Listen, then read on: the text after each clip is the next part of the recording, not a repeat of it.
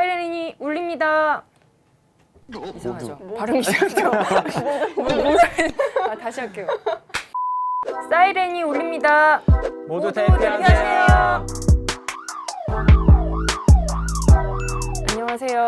멸종위기에 놓인 지구인들을 대신해 기후변화 뉴스를 읽어드리는 저희는 기후변화 뉴스, 줄여서 기뉴 공대의 사이렌입니다. 저는 서울 마포구에서 기후변화 뉴스를 가장 열심히 보도하고 있다고 자평하는 한겨레 신문 기후변화팀의 최우리이고요. 안녕하세요. 전 기후변화를 걱정하고 막기 위해 열심히 노력하는 기후변화 청년 모임 비게이브의 오동재입니다. 반갑습니다. 기후변화 때문에 매일 밤 잠 못 이루고 있는 박소현입니다. 사실 저희가 술 먹다가 이 코너를 기획했잖아요. 그렇죠.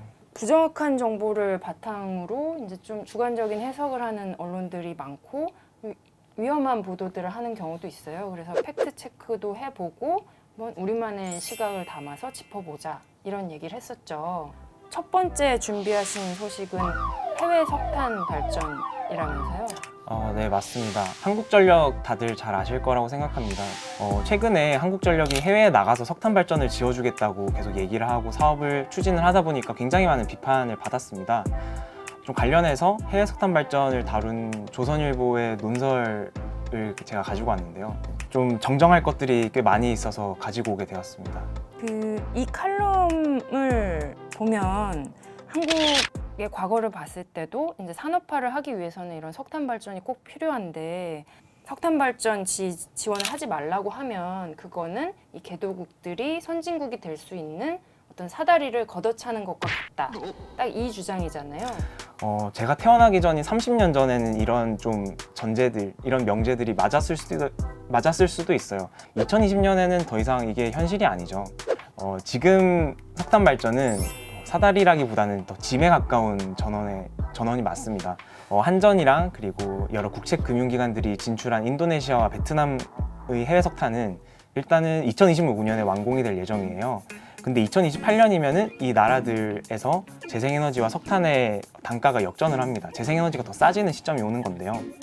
저는 사실 이 칼럼 읽으면서 그 국가의 품격을 좀 생각하게 되더라고요. 네.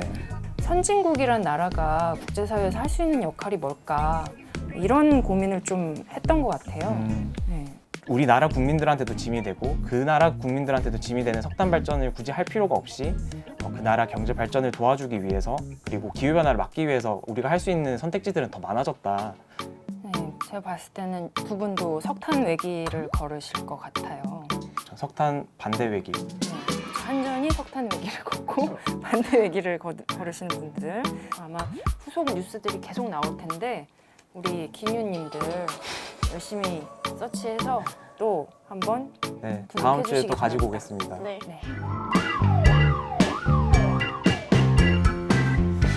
문재인 대통령이 10월 28일에 2050년까지 한국 사회도 탄소 순 배출량 제로를 지향하도록 하겠다.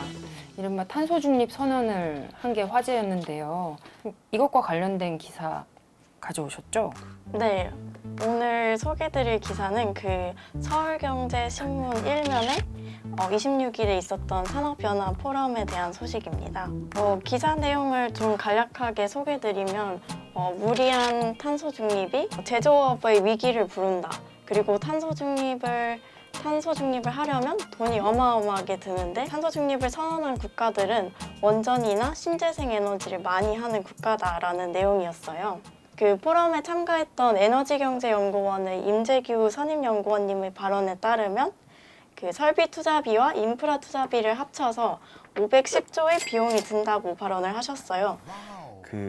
사실 이 연구원님께서 오랫동안 이 얘기를 주구장창 해오셨어요.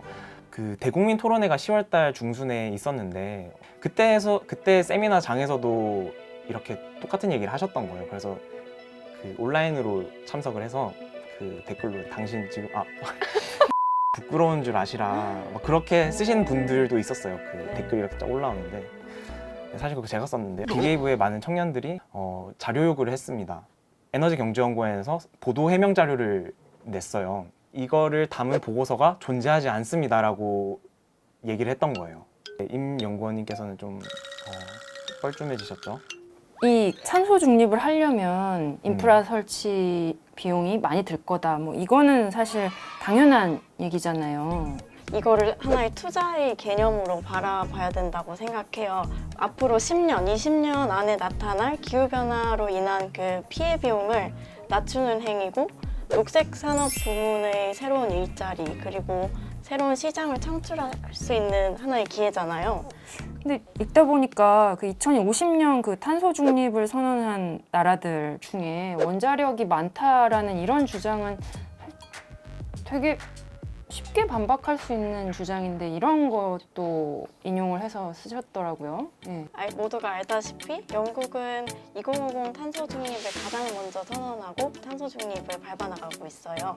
그런 영국도 수력 비중이 3%, 원전 비중은 16%로 한국이 원전이 40%인 걸 감안했을 때 영국은 훨씬 낮은 원전 비중을 보이고 있어요. 영국 말고도 독일의 경우를 살펴보면 독일은 22년까지 원전을 아예 전면 폐쇄하겠다고 발표를 했고요. 원전을 많이 한다거나 수력이 많은 나라들이 탄소 중립을 선언하는 건 아니네요. 우리나라의 국내 실정에 맞는 에너지 체계를 어떻게 수립할 것인지에 대해서 기사가 나와야 되지 않을까 생각합니다. 우리 김유님들이 잘 지적해 주신 대로 탄소 중립을 이루기까지 그래서 과연 어떻게 할 것인가 이게 남은 과제잖아요. 네. 또 우리들이 할 일이 또 많아진다는 의미예요. 그러면 저 뭐 일주일만으로는 안 되겠네요. 네. 그렇죠. 지금 이 프로그램은 파일럿으로 한번 제작을 해본 건데요.